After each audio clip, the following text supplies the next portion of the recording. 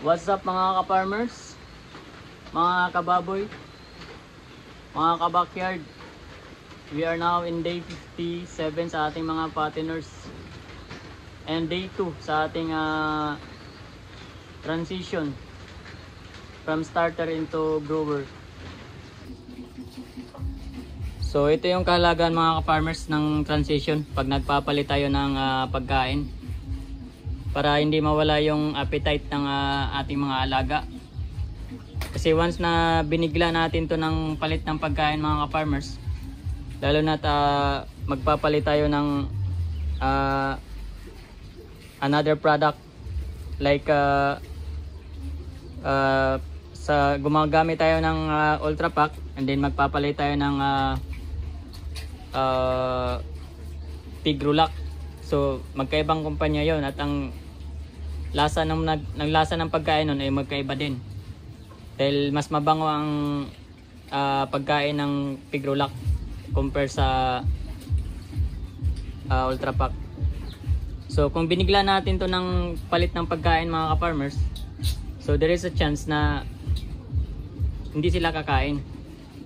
Unlike pag ganitong nag-transition tayo paunti-unti, like nag-start tayo ng 4 kilos na starter, which is yung Ultra Pack, and 1 kilo na Pigrulac, which is yung grower. Doon tayo magta-transit sa grower. So ang ginagawa natin mga ka-farmers, like kahapon nagbigay tayo ng 1 kilo na grower na Pigrulac. So ngayong araw na to, ang binigay natin is 1.5 na. So bukas magdadagdag tayo, gagawin nating 2 kilo na naman na grower. So doon tayo magbabawa sa starter. So ang gagawin natin, 2 kilong grower tapos 3 kilong starter. Ganon din sa in the next day, hanggang sa matapos tayo sa 5 days na transition, until na ma-meet natin yung kabuuang pagkain na purong grower na yung maipapakain natin.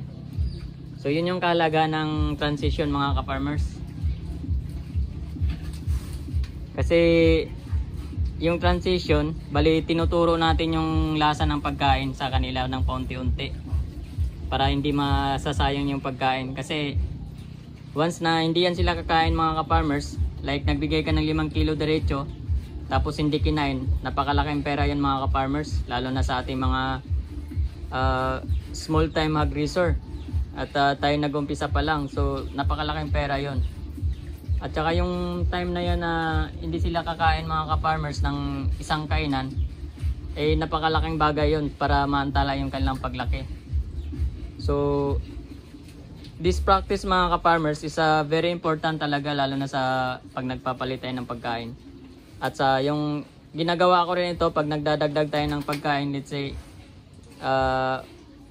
from 2 kilos, magdadagdag ako ng gagawin kong 3 kilos. So ang ginagawa ko niyan mga ka-farmers is ginagawa ko siya within 3 days. Hindi natin na binibigla na diretsong 3 kilo kagad.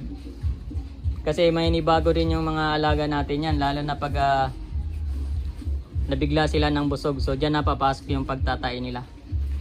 So yun yung kahalagaan ng mga ka-farmers. So hopefully nakatulong sa atin to, lalo sa mga baguhan at sa mga veterano na sa pagbababoy. Hopefully makapag-share din kayo ng mga experiences na which inyong na-experience. So okay mga ka-farmers, happy farming!